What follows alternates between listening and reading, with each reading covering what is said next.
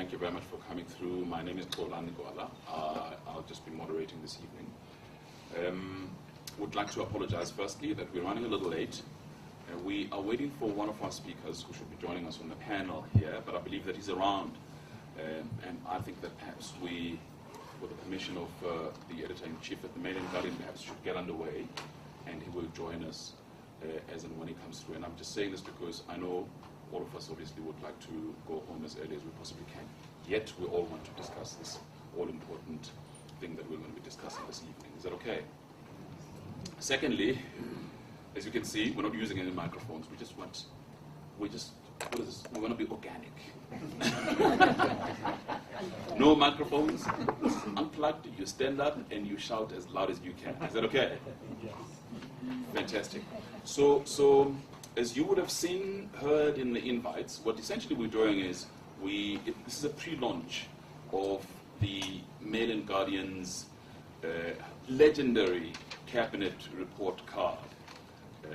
We'll get details about that, but also what I would like us to do is to discuss its relevance today. Is it as important as it once was? Does it still carry the kind of weight that it did? Does it enforce or extract accountability from cabinet like it once did, and all of those issues? And you know, also just your thoughts around all of those issues. I think it will be a fascinating discussion indeed. So, but firstly, allow me to introduce the panelists here who already are here with me, starting with Khadija Patel, who is the Mail and Guardian editor-in-chief. And by the way, let's big congratulations for the appointment. Congratulations to you, and thank you very much, Khadija. And thanks for inviting all of us, because we're here because of her. So if you enjoyed the food, this is the person to thank. Also joining someone else. Also on the panel, Professor Susan Boyson, a political analyst, and of course, she knows where the bodies are buried, where politics is concerned. She's been covering and analyzing politics for many, many years. A big round of applause for Professor Susan Boyson. Khadija, I want to start with you, just so that we can get all the details about this report card. When is it coming out, firstly? So it actually comes out definitely not in tomorrow's edition, although you should all go buy tomorrow's edition as well. But actually our last edition for this year, which is December the 21st, so that's our special year-end edition. It is traditionally, the Mail and Guardian edition that many, many people look forward to, filled with essays, really, reflecting on this year from various points of view. And we have a really nice lineup of writers there. We've got the likes of Sisonke Simang, talking about, and for a long time we were grappling with how exactly do we describe this year?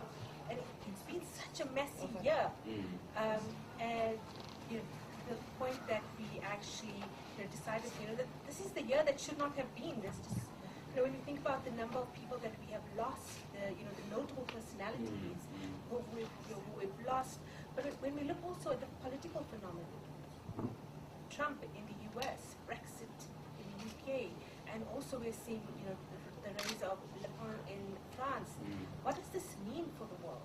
And also, what does it mean for us here in South Africa as well? So those are some of the questions that we're reflecting in the edition, as a whole. But of course, I think one of the most anticipated parts of the paper is actually the cabinet report cards, where we get together in the newsroom and we deliberate on the performance of government this year, and very cheekily give a grade to all the ministers in cabinet. Angela Fick, thank you very much for coming through. Let's welcome him. He has been running. Listen, thank you for making it. Maybe I should just go straight to you then. Is it cheeky when the Mail and Guardian gives us this cabinet report card? Is it a cheeky thing? Does it still has got relevance, or is it a political football? By the way, just today the DA released its own, which then says, everyone can have their own. So what's the point? Well, I suppose it has to do with the way in which report cards in South Africa feature in education. So this is the time of year when little kids come home with their report cards. And to me, these are symbolically interesting moments. It's interesting to see what a minister gets in the year. But like the report cards of little kids, 5 years later, it doesn't really matter if the little Sipokazi got a B for art, a C for maths. Well, now we know. Her C for maths will mean very little if she got 20% to get through. But my sense is that we fixate very much in this moment, and I think it's an important measure to take. But we should take the measure throughout the year, and we should take the measure more than once every 5 years of what the state, for us as citizens, about participation in a democracy, living in a democracy may mean. And I think in the middle class spaces that I find myself in, people really do only do it once a year or once every 5 years. But ordinary people on the ground who aren't as lucky as we are to live in the bourgeois republic that works are actually doing something that is a report card almost every day. So I think when it comes to communicating the information, the Mail and Guardians, this is not just a critique of the Mail and Guardian, but media take these measurements on specific occasions when they imagine that the South African public that they cater to will be interested in this information. So it's run up to election, 100 days in office. But for ordinary people, that measure is taken every day. So if your rates have to be paid, or you have to renegotiate, your pension is discounted, or your water has been cut off, your local councillor's measurement is taken for you in that moment. When the SASSA corruption issue happens and your SASSA grant for December doesn't come through in the way it's supposed to, your measurement of social development as an industry happens for you in that moment. So these for me are about why it's important to have a symbolic moment shortly before Christmas to get depressed. Why is it important to look back at the year? Because it's in those larger or sort of medium-term sweeps that we can begin to see where the longer-term trajectory is.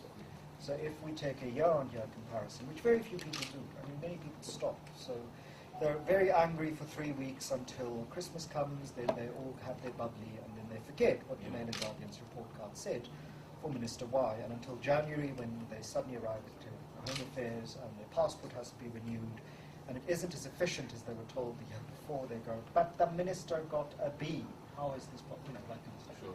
But by March, the number's forgotten. So my sense is the educated minority in South Africa, by that I mean the formally educated middle class, the university educated elites that run the country to a certain extent, have very short political memories.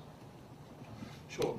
Professor Susan Poyson, notwithstanding, I mean, I think Angela is raising a number of incredibly important issues.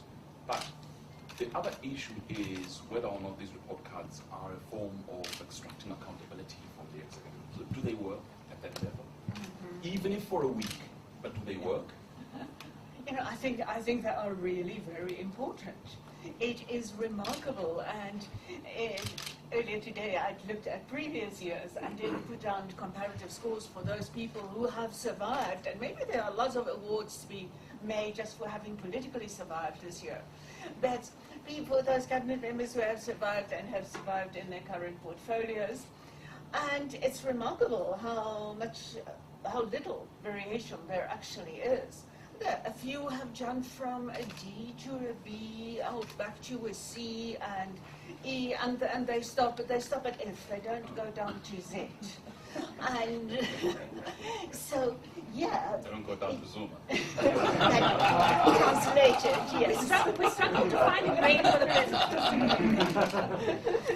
It will be an achievement to have it on F again. And so I think it is a good, sobering assessment that even if that kind of assessment will never be able to delve right down to the level of exactly what is it that from day to day or month to month entertained this cabinet member in his or her portfolio. And of course, the evaluation cannot be at that level where we know all ministers have key performance areas which are not published. So through a student contact of mine on previous term, I had found those actual key performance areas, and they were quite insipid, to put it mildly. Like, that's why a Minister of Basic Education could say, thank you very much, even while education delivery was collapsing around Limpopo a few years ago with textbooks, etc., she could claim she would give herself a B or whatever because her job description said she must have policy in place, and she had policy in place. Doesn't matter that the policy wasn't actually implemented, but she reckoned she had good policy in place.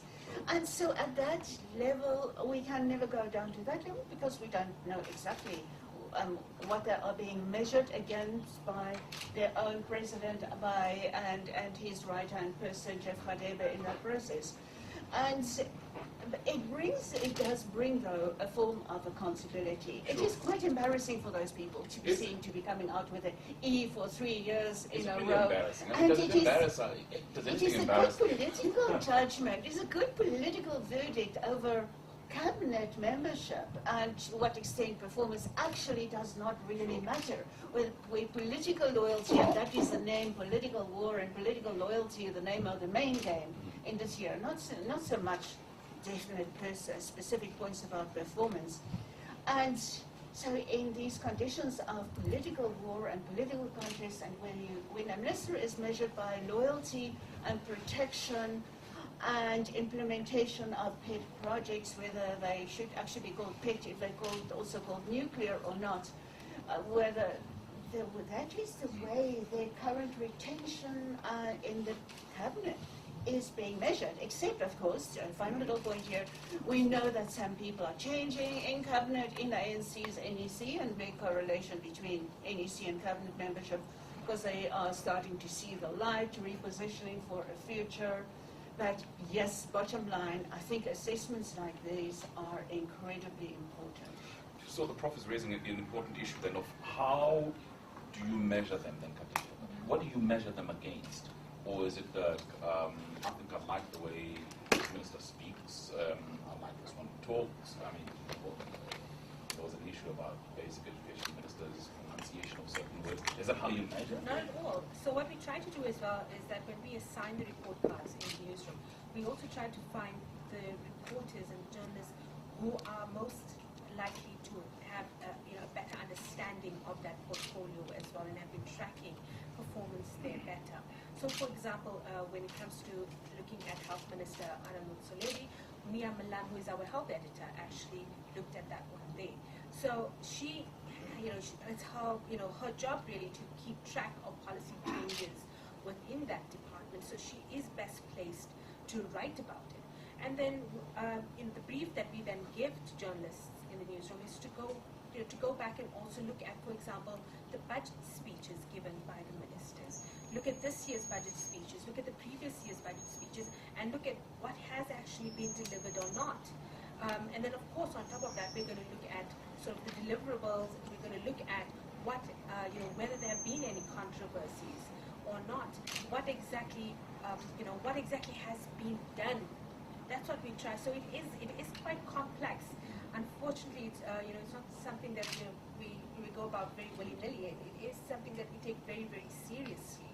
I accept that. But for instance, let's look at the finance minister. He's been in the news because of the investigation and blah, blah, blah. To what extent do those things, other than his core portfolio, affect the decision? In other words, it may very well be sympathy for the finance minister who's being chased by the hawks as opposed to whether or not he's running treasury the way he's supposed to. And I'm not saying that he's not, but I'm just saying, to what extent do those things affect judgment? And I think that is something that we had to weigh up as well, is that especially considering the state of the economy right now, who exactly should be taking responsibility? Is the policy direction not coming from government? And if indeed it's not being impacted from government, then who in government is responsible? Surely it is the finance minister. So that's something that we had to consider as well. But on top of that, so much has been made also about the ratings agencies this year, and it appears to have fallen on the finance minister to negotiate that as well. So that's something that we also considered when evaluating his performance for this year. But certainly the political scandal is not insignificant, I think. No, it certainly isn't. And again, we're going to talk about the politics of the year, and I'm going to bring your questions. If there's anything, please just raise your hand, and I'll come to you to ask your question. I wanted to talk about, just on the back of what you're saying now, spoiler alerts. Gosh. So obviously, I still want you to go out and buy the, to buy the newspaper on Tuesday, so I'm not going to give away too much. But like I said, we really struggled to find a grade for the president this year. We really, really did. We haven't scored him at all, because I think he got an F last year. He did. But even that is a score. So you're looking for something that is a non-score. I think his score for this year is we give up.